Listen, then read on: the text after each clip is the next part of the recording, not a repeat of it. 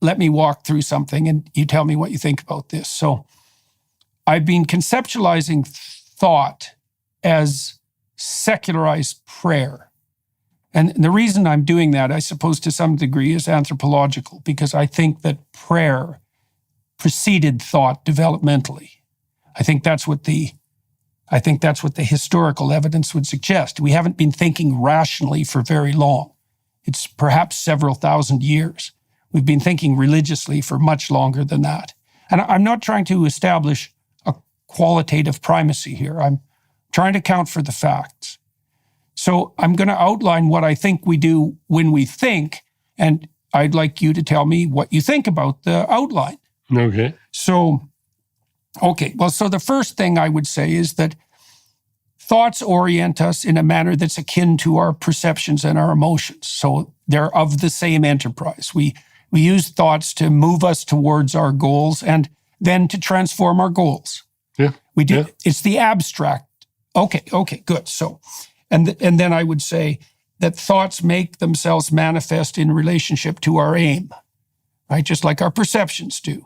And so our thoughts are defined, at least in part, by our aim. So this is what I think I do when I think. So the first thing I do when I think is admit that I don't know something. So I come to the process in humility and I admit I have a problem. It's like, here's something I don't understand. It could be something I'm curious about. It could be something that's bothering me, but I have a problem. And I also admit that I have the problem, and I presume that there's an answer, and I presume that if I get the answer, that would be good. And then I would say I do something that you could describe. I allow myself to receive a thought. It's something like that. Now, I could say I think, or I could say I think something up, but I don't really like that formulation because I don't think it's a good description of actually what happens. What happens is that I posit a problem and answers appear to me. That's good. I'm happy with that. It reminds me of Plato in the Theaetetus, where he says knowledge is like the birds in a giant aviary. And you've got all these birds. The trick is, can you get them to come when you call? And so you've got all this knowledge that you've acquired, and the hard part is getting it to come when it's needed. And how often do we smite our forehead and say, "Oh, I knew that all along. Why didn't I think of it?"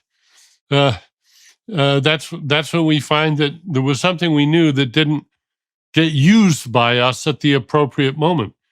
And the best way to make the new thoughts occur to you is to be in a discussion like we're in right now.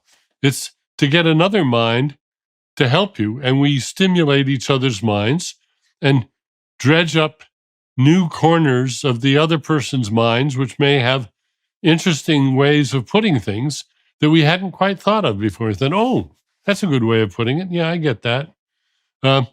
That's Descartes' big error was in being solitary, trusting to his own mind and trying to get his clear and distinct ideas ever clearer and more distinct. And the only way he could trust them, he thought, is if he posited a benevolent, all-knowing God. We don't need that. What we need is each other. So let me riff on that for a minute. So there's a gospel insistence that where two or more are gathered in the name of the Logos, that Spirit makes itself manifest. That's a good way of thinking about it. And so imagine that what we're trying to do in this conversation, and what we hopefully are doing to some degree, is to stumble forward somewhat less blindly toward the truth. Okay, so that's dependent on our aim. And if our aim is at the truth, then the Spirit that makes that journey possible, that would be the religious formulation. The Spirit that makes that journey possible will make itself manifest in the space defined by our interaction. It would seem to me that would be a good definition of science, too. I would agree with that, but we can leave the religion right out of it and say it is the organization of science where trust is assumed but tested, where people of different opinions come together and sort things out constructively. And that's the best test of all of truth. You said, for example, that they come together in trust. Yes. So that I would say that there's a precondition for the scientific inquiry to occur, even at the level of dialogue. Yes. And the precondition is that we can trust. What are we trusting? Do you think? Are we trusting? Are we the good in that situation? What is it that allows for trust? It's the goodwill that we normally assume in a civilized world. When you and I walk down the street, we assume that the people that we see are all around us, most of whom are total strangers to us, we assume that they don't mean us any harm. I like the way Paul Seabright has put this in his book, The Company of Strangers. If you put a whole lot of unrelated chimpanzees in a large room together, they would be terrified. They would be screaming, and they would be unable to sit there calmly. And I sometimes point this out when I'm in a large auditorium and there's hundreds of people, none of them related. I said, is anybody here scared to death? No, we're not. We trust each other. That human trust is the key to civilization and to science, and it's under attack right now with artificial intelligence and misrepresentation and the technologies of misrepresentation, which are eroding trust in a very serious way.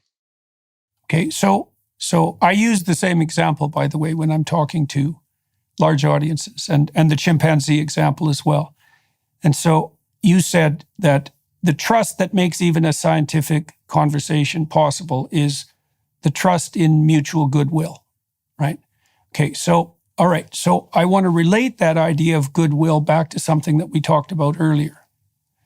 So I think that if the battle between emotional and motivational systems occurs optimally, it produces a unity of spirit that makes that trust possible. That's what you do when you socialize a child. Like, children are really socialized between the age of 2 and 4, right? They're pretty egocentric and temporally bounded at the age of 2. They kind of want whatever their motivational system wants right now, and to hell with the consequences. That's the definition of a 2-year-old. And there's some wonderful things about that. And then as they mature and as their cortex matures, those systems integrate. And if that integration takes place, then you have the presence of a overarching structure that enables that trust to be made manifest. A child